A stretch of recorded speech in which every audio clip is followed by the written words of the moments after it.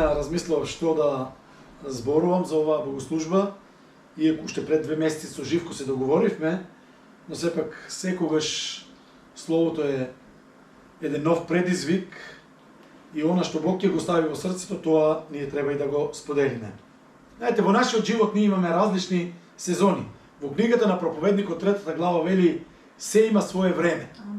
Време на раѓање, време на смрт, време на радост, време на тага, време на градење, време на рушење и така натаму.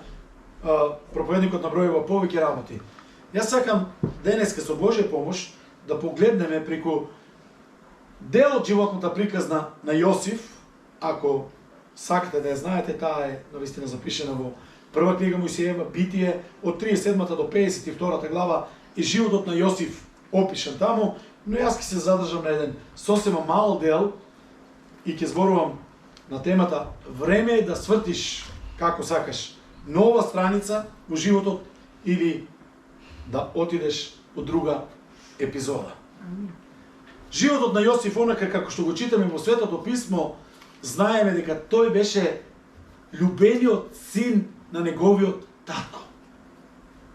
Од сите 11 синови кои што ги имаше, во очите на Јаков, Јосиф беше посебен. Тој беше син од жената која што ја сакаше. Слушнете ме, сестри, сега. Кога еден маж ќе работи 14 години, за да ја земе саканата жена, тоа мора многу да вреди. А Јаков 14 години работеше кај неговиот дедо, што вика ми е по нашо, таткото на неговата сопруга, за да ја земе. 14 години тој склучи завет. Ке ти работам, прво 7 години го излажа, па после уште 7, но тој не се откажа. Тој го доби Јосиф од таа сакана жена. Му направи посебна облека. Јосиф беше на некој начин избран. Јосиф беше помазан. Јосиф имаше сништа. Бог му беше дал дар да тој ги толкува соновите кои што ги сонуваше. Го знаеше нивното значење. И ние тука сме денеска не за да ви кажам нешто ново, туку да се поучиме. Дека без разлика во животот што можеш да бидеш благословен, помазан, можеш да бидеш избран, можеш да бидеш сакан, нашиот живот всушност се состои од различни епизоди, така да ги кажам. Но она што сакам да ви го кажам и тоа повеќе пати ќе го повторам. Немојте никогаш врз основа на некоја епизода да донесувате пребрз заклучок.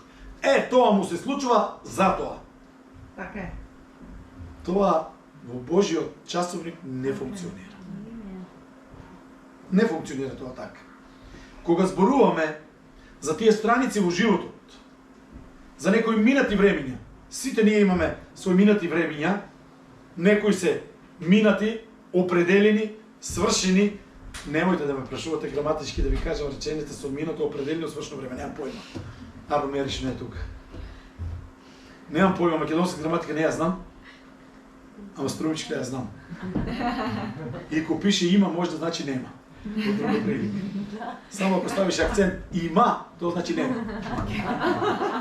А може да пише има. И тоа е минато, свршено, определено. Нема веќе, значи готово. Еве една реченица на струмички. Видите, поврзаните страни во животот формираат одредени епизоди и после има шпанска серија. Нема крај. Тие епизоди, знаете дека продолжуваат и ние со тие секојдневни епизоди се соочуваме. На дневна база, понекогаш траат подолго, понекогаш траат пократко.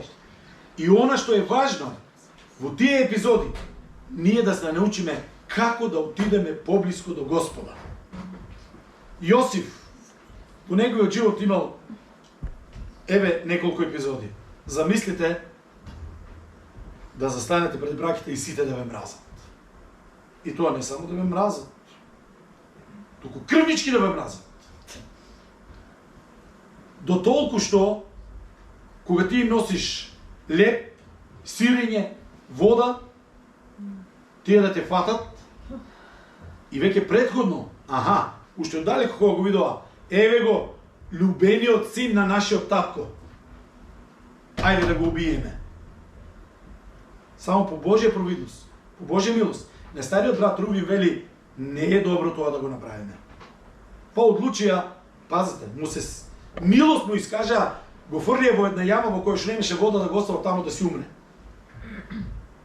И додека тие седат и јадат од јадењето и пијат од водата која што тој ме носе, тој моли браќа милост.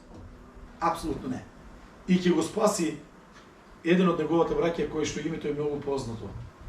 Многу интересно е тоа име. Знаете кој го спаси? Јуда. Интересно, имаме еден Јуда кој што е синоним за предавство, а имаме тука еден Јуда кој што го спасува. Каква контрадикторност. Во всушност, дали знаете името Јуда што значи? Покасно ќе се задржам малку повеќе. Сатаната секогаш се обидува Јуда да го уништи. Името Јуди значи слава на Бога. Јуда сака да ја уништи славата. Сатаната се извинува. Сака да го уништи, да ја уништи славата Господова. Браќа и сестри, Јосиф беше фрлен од браќата. Неговата облека, која што беше посебната туника, или како да ја наречеме, која што Јаков со толку љубов ја направил за својот син, на кој што другите браќа позавидеа, ја зедоа, ја раскинаа, ја попрскаа со крв и го излажаа Јакова, мечки го изведе.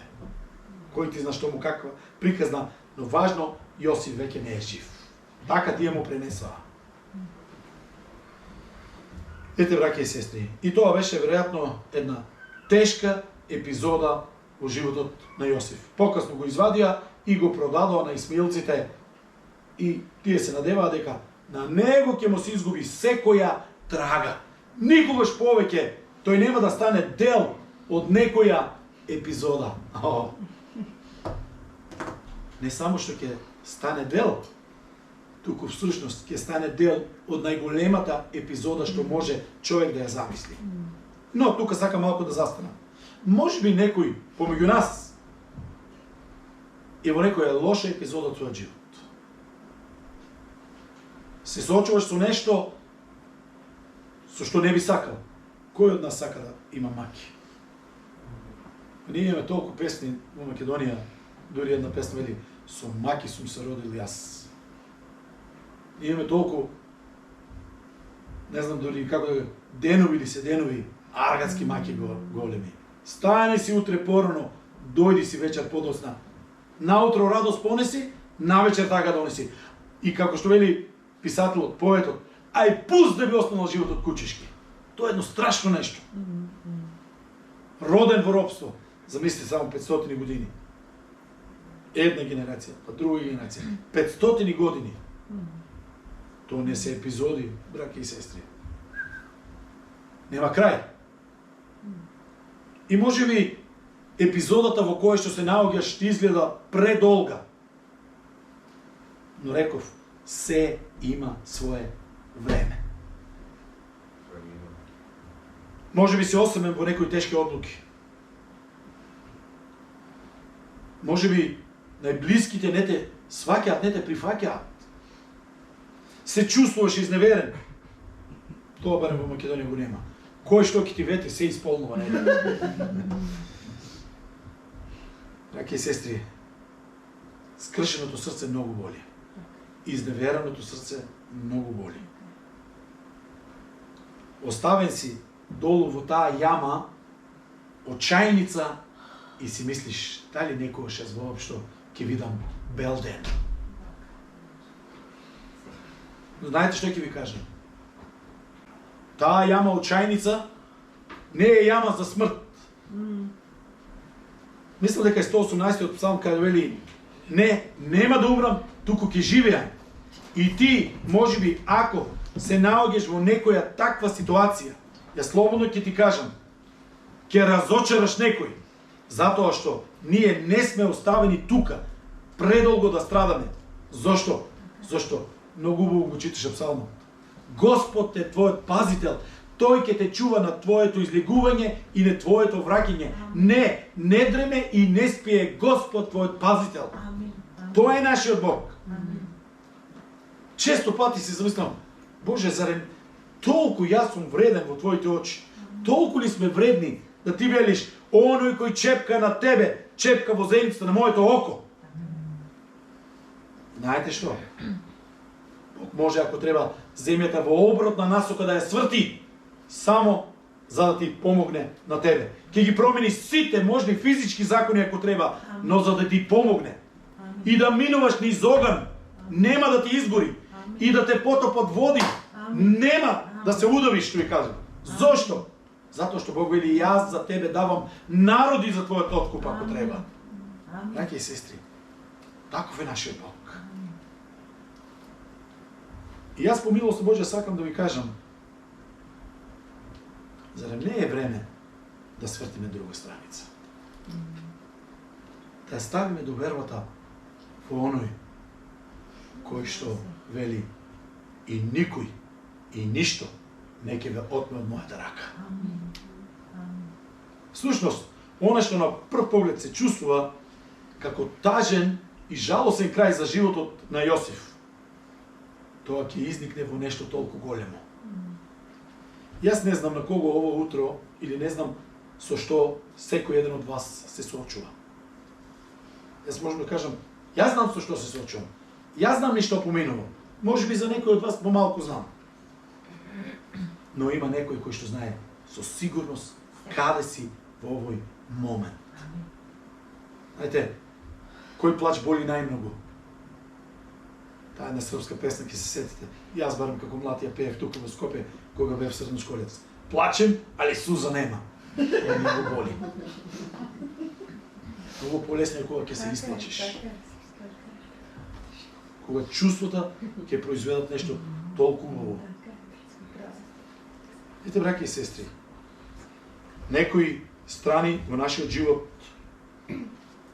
изгледаат многу долги, но време е јас да ја свртам другата страница. Гледате? И полесно ми одма. И кога би можело и така во животот. Заврти е веќе на другата страна пишува патување на Бали.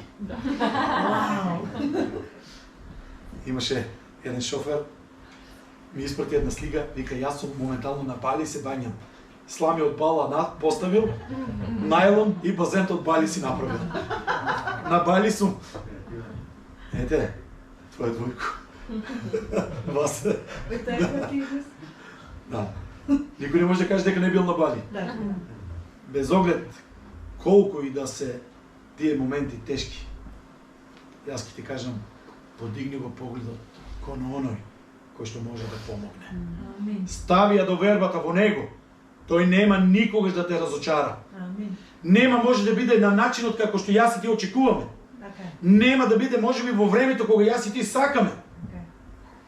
Но тој сигурно нема да не остави и нема да не напушти. Знаете зошто? Затоа што тој вели скапоцен си и драгоцен си во моите очи.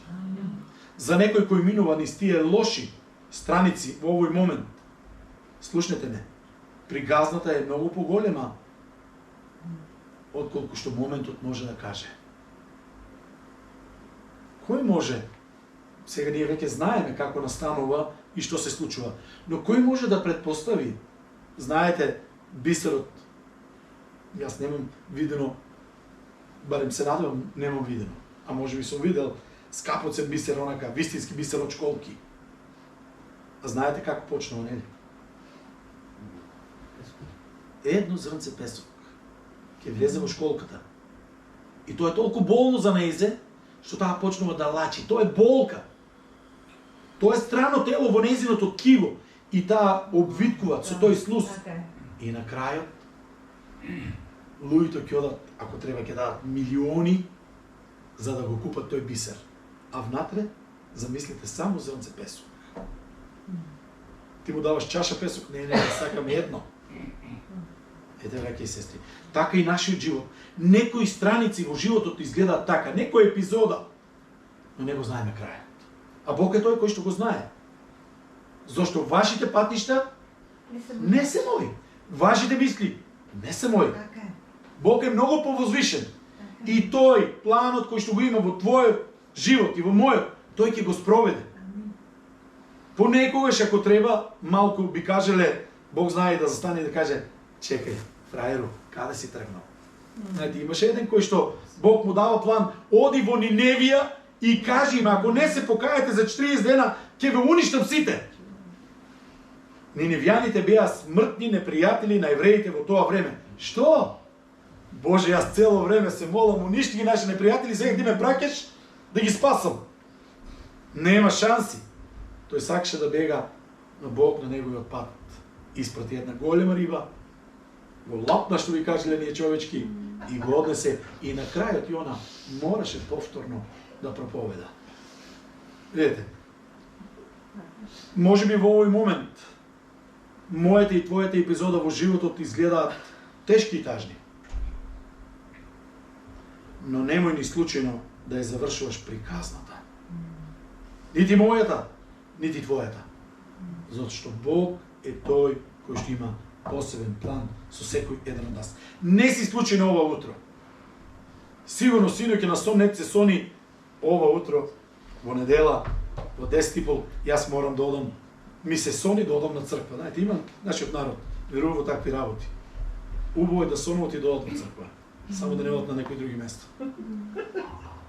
Ако погледнеме на Јосиф во јамата, ако погледнеме на Даниел во лавовската јама, ако погледнеме на Јона во утробата на китот, ако погледнеме на Седрах, Месах и Авденаго кои што беа фрлени во огнена печка, 7 пати посилна, позагреена. Знаете, огнот бил толку силен, што вели стражарите додека ги фрлат тие млади деца внатре, изгореа и умреа. Каков заклучок би донеле? Каков заклучок би рекле, до тука е. Готово е. Крај. Но не беше така. Не беше така. Кој воопшто може да замисли дека Јосиф од јамата ќе заврши како втор човек на најголемата војна сила во тоа време Египет?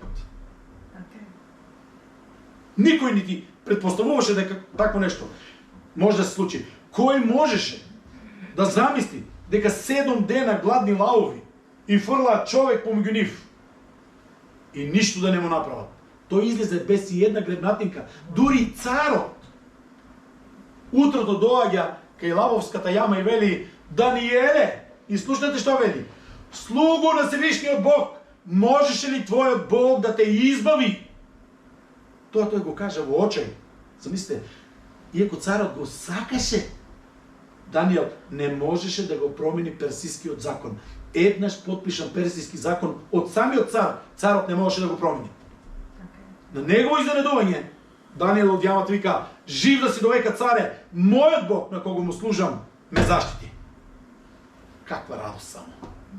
Кој можеше да претпостави дека сепак Јона, веќе ви кажав, ќе заврши во Ниневија и ќе проповеда 120.000 мажи. Значи, со се цар беа спасени, но само мажи не броиме, тука си и жени, тука си и деца, 500.000 луѓе, едноставно можеме да зборуваме дека беа спасени. А верувам дека Јона проповедал, знаете како? 40 дена, јас одбројувам. За 40 дена Господ ќе ве уништи сите до еден. Тој и не очекуваше. Знаете колку е страшно проповедник да проповеда проповед, а да не верува на таа иста проповед.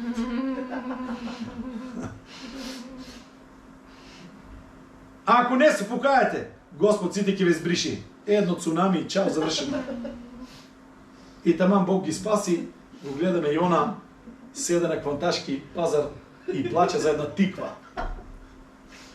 И Бог му вика: тебе ти е жал за една тиква, а јас за 500.000 народ, кој што не знае што е лево, што е десно, да не ми е жал. А тие луѓе се покаја.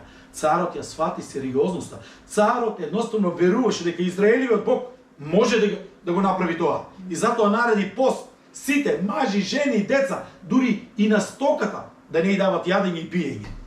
Тоа е покаяние. И затоа Бог ги спаси. Кој можеше да предпостави дека Седрах, Месах и Авденаго, кој ќе ги фрлат, дека ќе има и четврт таму? А тие гледат оддалеку, вика: има и четврт, како Синот Божи. Излегоа, вели, и не мирисаа на чад, што е многу интересно. И тогаш царот нареди: срушете го овој златен кип и никој да не слави друг Бог, освен Богот на Седрах, Месах и Евденаго. Една лоша епизода. Ако заклучиме, ќе кажеме, овие деца дефинитивно сгрешија. Овој Даниел дефинитивно беше непослушен. Овој Јона, а тој не заслужува да биде ни Божи пророк.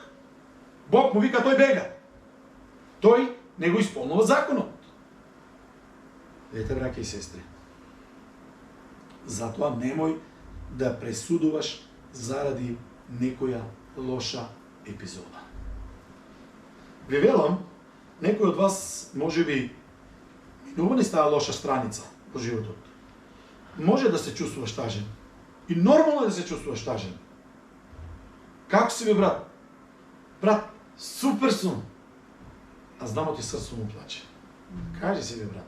Абе, ел ќе те гушнам, ако треба да плачеме заедно, ќе плачеме. Барем, тоа го имаме во изобилство во Македонија. Маките и тајите да си ги споделиме. Може би си изложен на некој оган кој што го гори срцето и очекуваш секој момент да бидеш тешко повреден. Да имаш чувство. Слуша ли Бог кога јас викам? Знае ли Бог ни што поминува? Се интересира ли Бог за мене? Или народски кажано, аман Боже, до кога? Те, браќа и сестри, црква на Исуса Христа, некои страници во животот знаат да бидат долги. И ние читаме за личности во Светото Писмо, кои што имале долги епизоди. Што мислите? Жената 12 години имала проблем. Па веројатно ги посетила сите можни лекари кои што постоеле. И никој не ја помогнал. Се што имала, едноставно дала за здравието и никој не ја помогнал. Таа немаше право на јавен живот. Таа беше нечиста според законот еврејски. И во таа толпа таа ризикуваше. Ако ја откријат дека е нечиста, можеше на лице место да ја убијат и никој да не одговара за тоа. Но таа веруваше. Оваа моја епизода ќе заврши само ако се допрем до него. Амин. Ете, ако се допреме до Исус. Има една песна, еден човек, кого сега веќе при Господа, американец, слушам јас некои, мислам ги слушам и тие песни ги сакам, но имам други песни кои што хитач ми е. Многу личи на мојот покоен дедо. Кога го гледам него, буквално ми личи на мојот дедо. На 105 години тој наш брат замине кај Господа. И тој вели, еднаш така седејќи на клавирот, се молам, Боже, дај да напишам песна за тебе.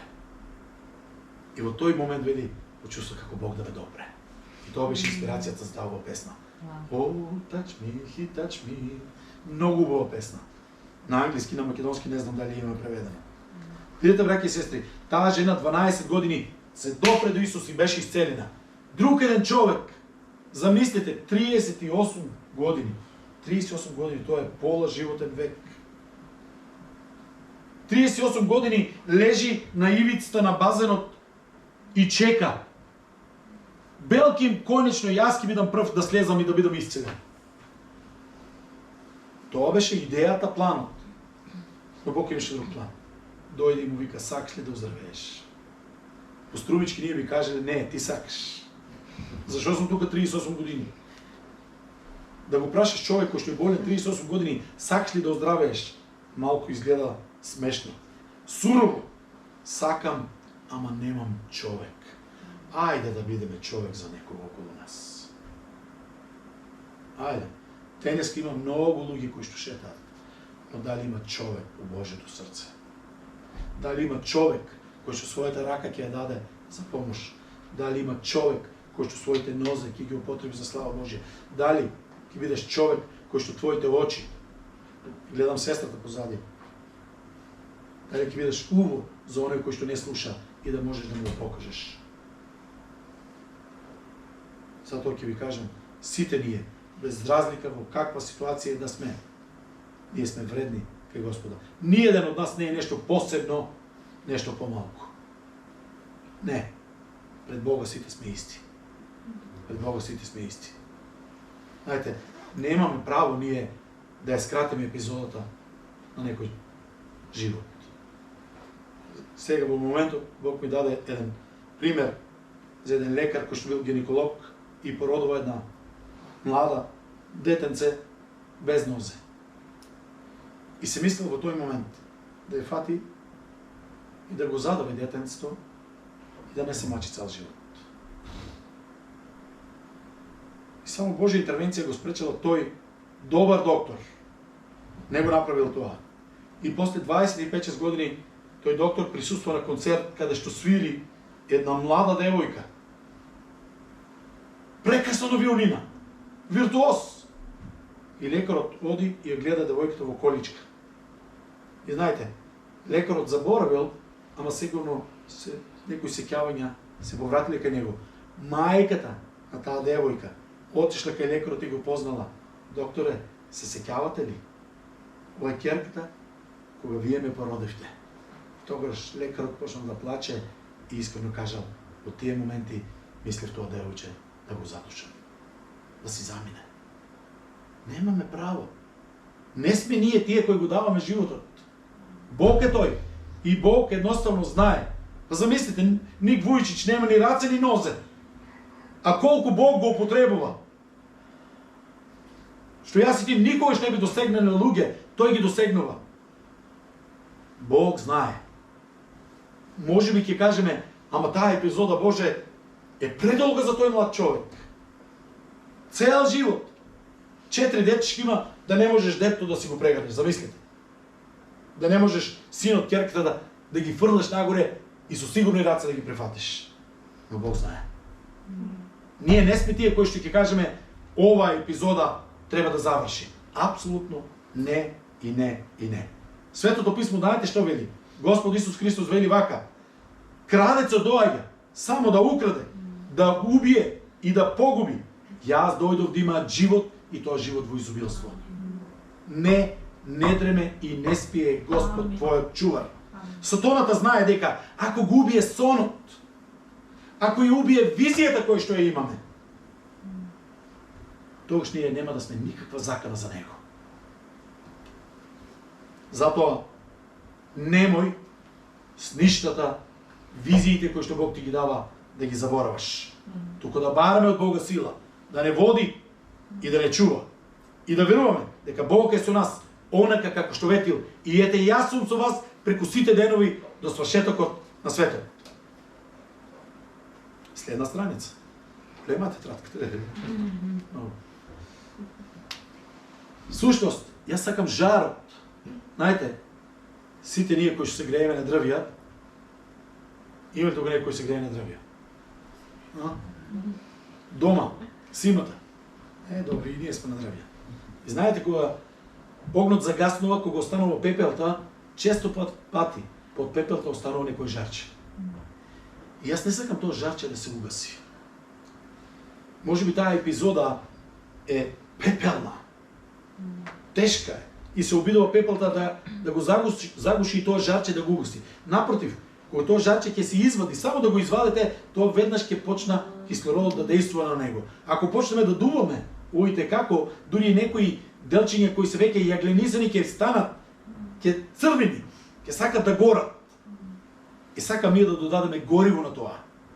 Сакам да ја отфрлиме безнадежноста, да го отфрлиме обесхрабрувањето, да го оставиме по страна очеот. Знаете, линијата е многу тенка. Можеш да чекориш. И многу пати, верувам, секој христијанин ќе дојде до таа ивица. Секој христијанин ќе застане пред неговото црвено море. Надесно планини, лево планини, напред црвено море, позади фараонот со војската. Каде да одиш? Бог ќе отвори пат каде што не си ни замислил.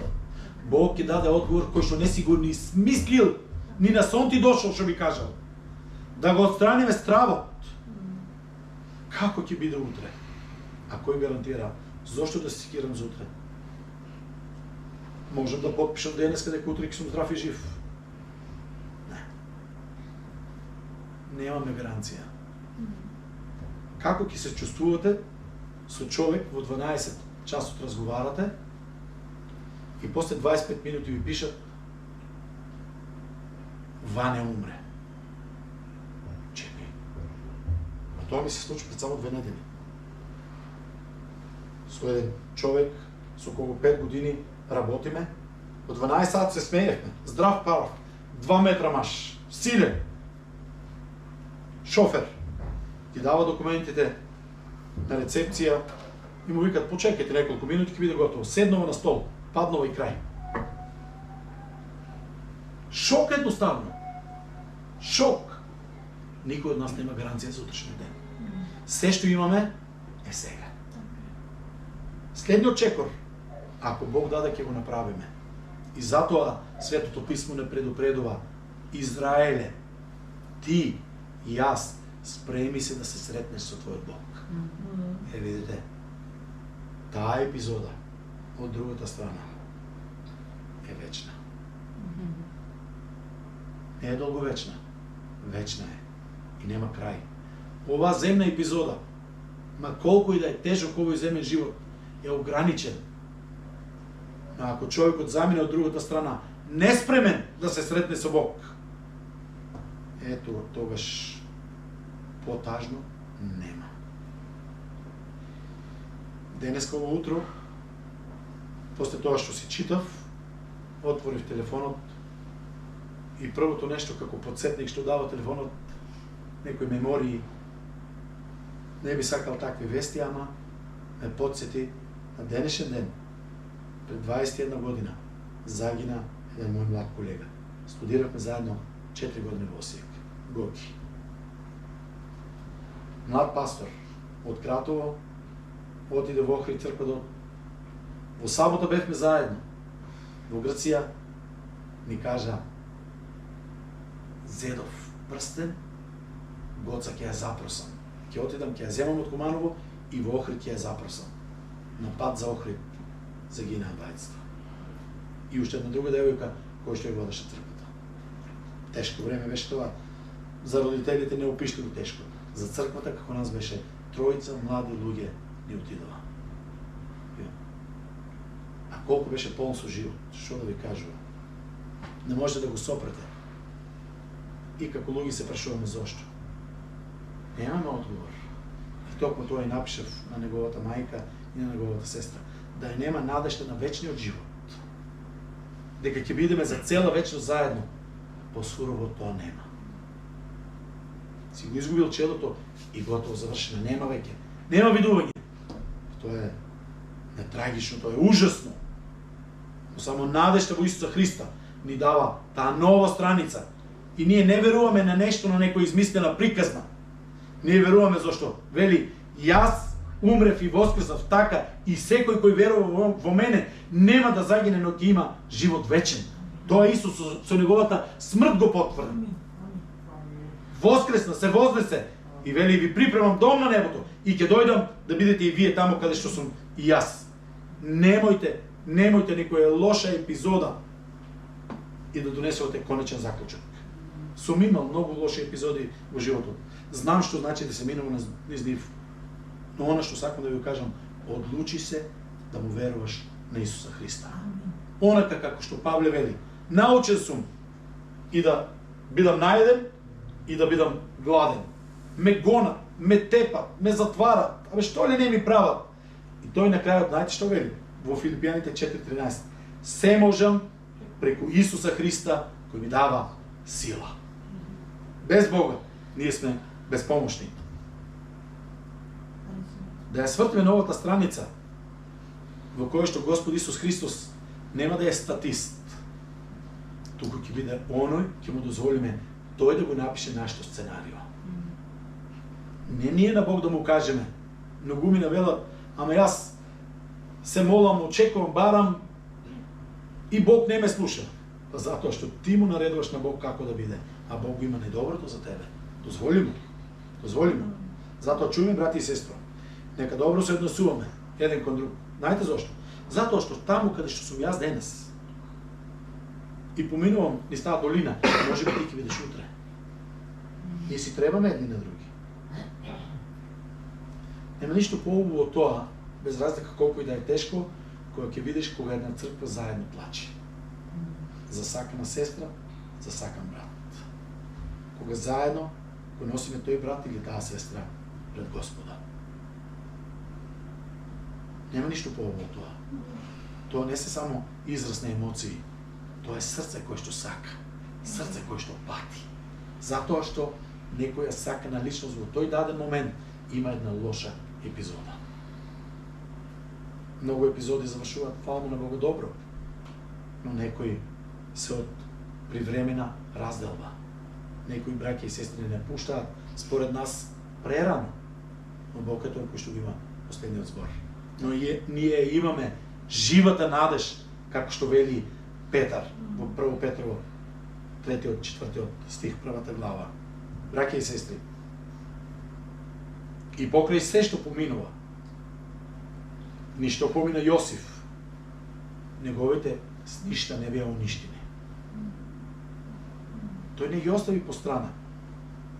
И не беа сништите тие кои што го спасија Јосиф, да се разбереме. Знаете, Јосиф живееше според она што го имаме во Светото писмо. Читајте го, значи 37 до 52 глава. 16 глави.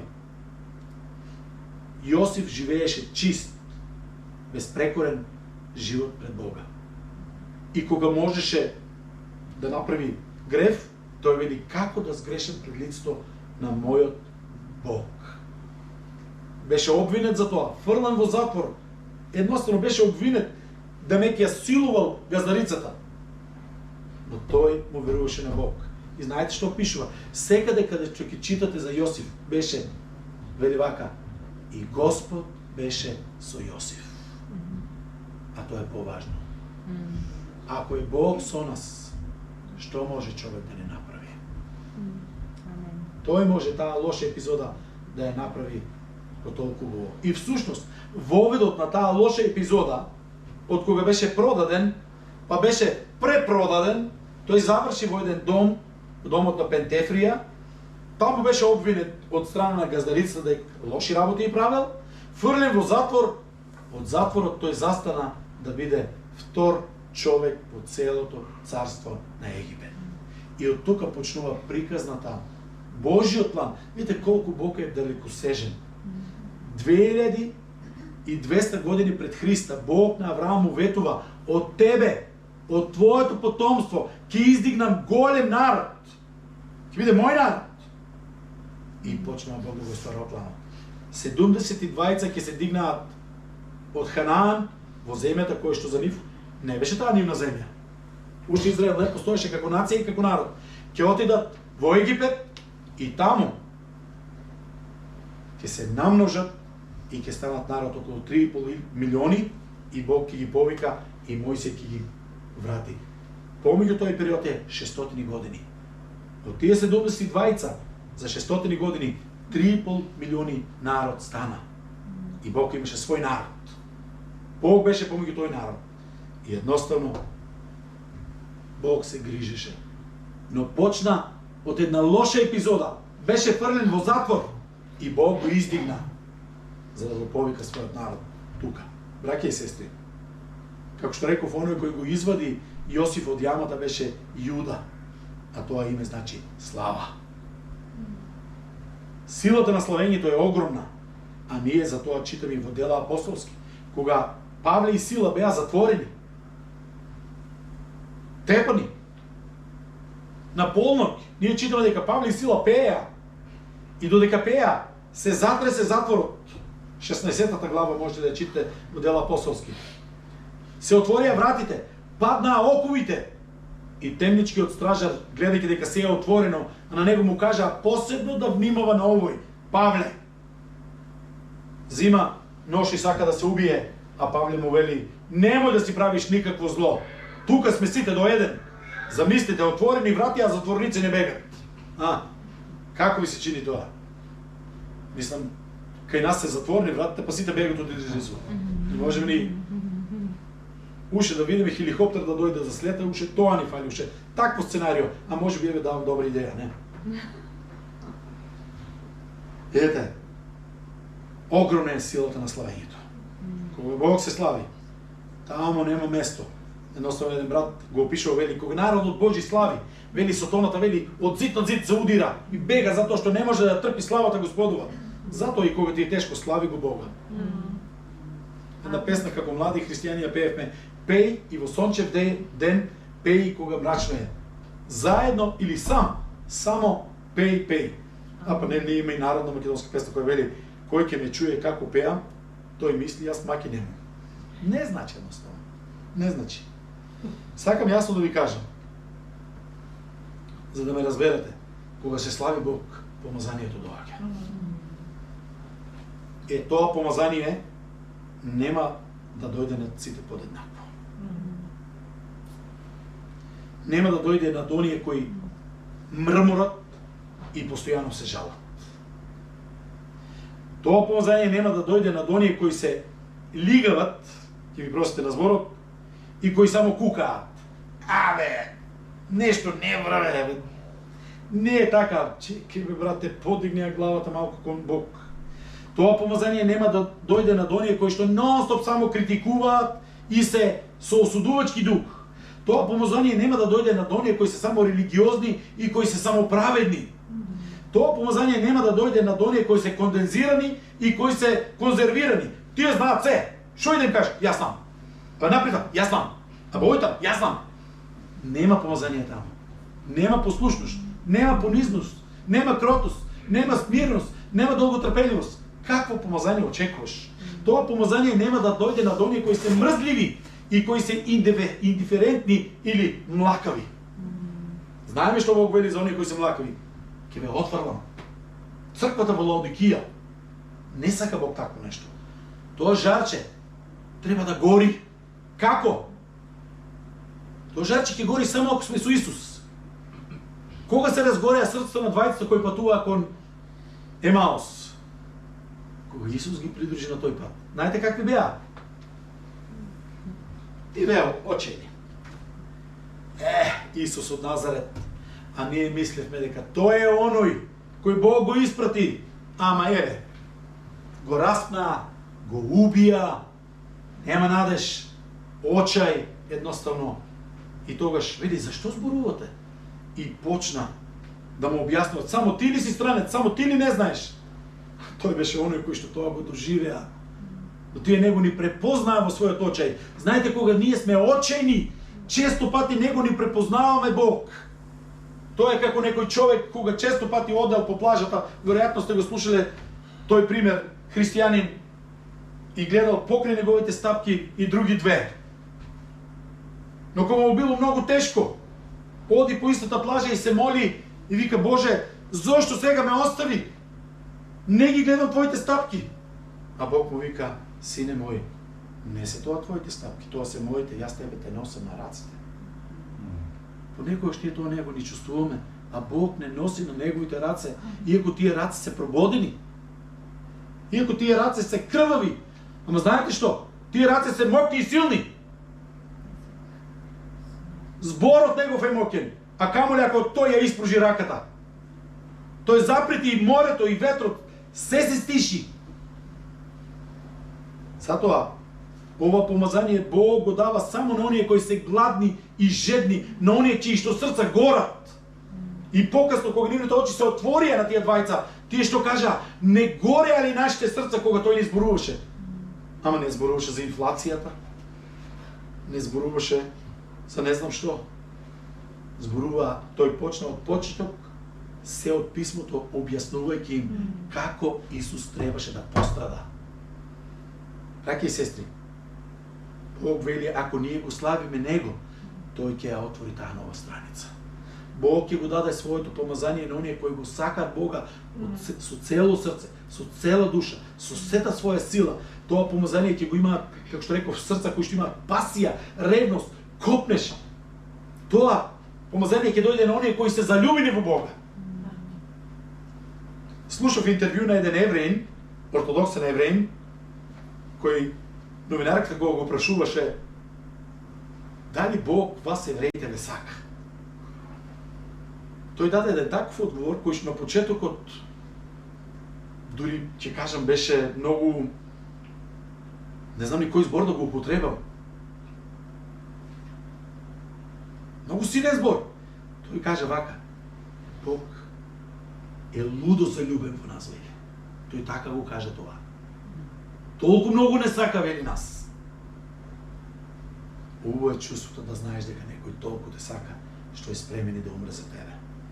Евреите ќе треба и тие како и секој еден од нас да погледнат на оној кој што беше раснат на крстот и да заридаат и заплачаат за оној кој го беше прободен. Видите, браќа и сестри, кога ние ќе дозволиме Бог да ја сврти таа нова страница, кога ќе дозволиме Бог да учествува во нашите епизоди од животот, тогаш тој вели: и ете, кој е во Христа, тој е ново создание. Старото поминува. Кој може да ти понуди нов почеток? Сите ние имаме некој багаж во позадината. Јас можам да одлучам за напред да живеам чист, безпрекорен живот, но што со моето минато? Кој тоа ќе го среди? Само оној кој што е од вечноста, кој што е без почеток и крај, кој што е вечен. Тој може, никој друг. Бог сака да ја отстрани облеката на вознемиреноста која што ние секојдневно ја носиме. Бог сака да ја го отстрани, да не отстрани од стресот со кој се соочуваме. Бог сака да не извади и да не избави од депресијата и агонијата можеби во која се наоѓаме. И само тој тоа го може. Само тој тоа. Слушајте ме. Ако се облечеме во облеката за славење, тогаш и ќе можеме да преминеме на она што е следното. А тоа го може само онаа душа која што во тие моменти ќе го слави Господа. Која ќе стави сета доверба во Него. Може би ќе ме речеш, но во овој момент јас не се чувствувам така за да го славам Бога. Знаете, ако ние го славиме Бога само кога се чувствуваме добро, па нашите чувства се како и времето надвор. 5 минути сонце, па дош, па магла, па сонце и така натаму. Ние го славиме Бог без разлика во која сезона од нашиот живот ќе се најдеме. Со што и да се соочуваш, ставија твојата доверба во Бог. Може би ќе биде тешко, но ставија. Може би ми е тешко, но јас се одлучив да ја ставам во Божите раце. Да тој ја сврти таа епизода. Браќа и сестри, кога ние ќе ја ставиме наша доверба во Него, само тогаш сме на сигурно тло. Зашто тој е аголниот, драгоцениот, скапоцениот камен. И кој гради на тој камен, тој дом нема да биде срушен. Понекогаш изгледа невозможно. А кој е Бог во кого ние веруваме? Тој е Бог на невозможното. Таков е нашиот Бог. Тој е Ел Шадај. Време е да дозволиме Бог да ја сврти страницата. Бидејќи, знаете јас која страница сакам да си ја свртам? Таа која што сум се чувствувал добро. Таму каде што сум бил најсигурен. Таму каде што јас не сум имал порази. Но знаете што? Понекогаш и да поминеме низ некоја неволја, таа ќе не оснажи, ќе не зацврсти и ќе изгради нашата доверба во Бог. Знам, би сакал ово слово секому да му зборува. Може би на некој од вас му зборува, може би на некој не му зборува. Не знам кој ништо поминува. Но ако го бараме Господа, тој ќе дојде. Ако твоето срце гори и се случува тоа во тебе, фал му на Бога. Бог може да ти даде нов почеток. Бог може да сврти нова страница во твојот живот. Во таа нова страница од твојот живот, Бог сака да те ослободи. Бог сака да ти даде нешто што, ете, можеби тој ти го нуди, а ти не го сакаш. Бог го нуди спасението на луѓето, ама луѓето не го сакат. Луѓето и понатаму се обидуваат нешто да направат за тоа. Спасението е дар од Бога и тој дар треба да се прифати. Можеби твојата лична страница си ја затворил со солзи. Дозволи Бог да ја отвори со радост. Псалмот 126, 5 и 6 стих вели така: одија со солзи, сеејќи го семето, но вели ќе се вратат, носејќи ги сноповите со песна радосна. Алелуја. Тоа е нашата надеж. Дека ако сееме, Бог е верен тоа да направи кога да порасне. Јас и ти треба да сееме. Друг е тој кој ќе более, а Бог е тој кој ќе направи тоа да израсте и да даде плод. Најубаво е кога страниците во животот се отвараат со Бог. И дозволете му на Бог да тој ја отвори вашата, мојата следна страница, во која што тој ќе напише јас сум со тебе. Нема да те напуштам никогаш. Нема да те заборавам никогаш. Со што и да се соочуваш, јас ќе бидам со тебе. Тоа е најубавото нешто што можам за секој ден да му посакам. Нека Господ да благослови и да биде со вас. Амин.